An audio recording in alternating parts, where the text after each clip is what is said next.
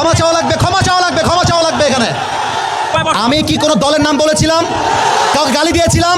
দাঁড়ান দাঁড়ান দাঁড়ান, আমার ভূমিকার কথা শুরু হয়েছিল 3.5 হাত মাটির কবর দিয়ে। যুবক ভাইরা বলো, আমি এতগুলো আয়াত বললাম।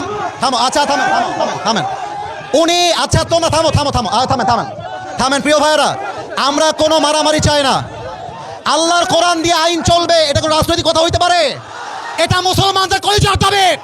বক্তা হলে এমন বক্তা হওয়া উচিত যে প্রতিবাদ করতে পারে। অর্থাৎ আবরারুল হক আসিফ সাহেবের মাহফিলে একটা নেতা বাধা দেওয়ার কারণে তাকে ধুয়ে দিলেন সেই আবরারুল হক আসিফ নিজেই এবং সাথে জনগণ। যে ভিডিওটি বর্তমান সোশ্যাল মিডিয়ায় তোলপাড় করে চলতেছে, আগে ভিডিওটি দেখুন, সেখানে কি হয়েছে, কি ঘটনার কারণে আবরারুল হক আসিফ সাহেব চেতে গিয়েছে এবং সেই নেতাকে কঠিন ধুলাই দিয়েছে। তো চলুন আগে ভিডিওটি দেখবো, তারপরে বিস্তারিত কথা বলবো। আগের থেকে কেউ বাজে কমেন্ট করবেন না, আগে সম্পূর্ণ ভিডিওটি দেখবেন এবং অবশ্যই শেয়ার করে দেবেন। তো চলুন সম্পূর্ণ ভিডিওটি দেখে আসি ইনশাআল্লাহ। আগামী সংসদ চলবে কোরআন দিয়ে, যে বেড়াবাদর পেছন রাখতেও থাকবে না। যুবক ভাইরা আমার, আপনারা বুঝবেন আপনাদের এলাকায়, এটা আমি কিছু বলবো না আজকে। তোমরা আমার সঙ্গে থাকবা তো ইনশাআল্লাহ?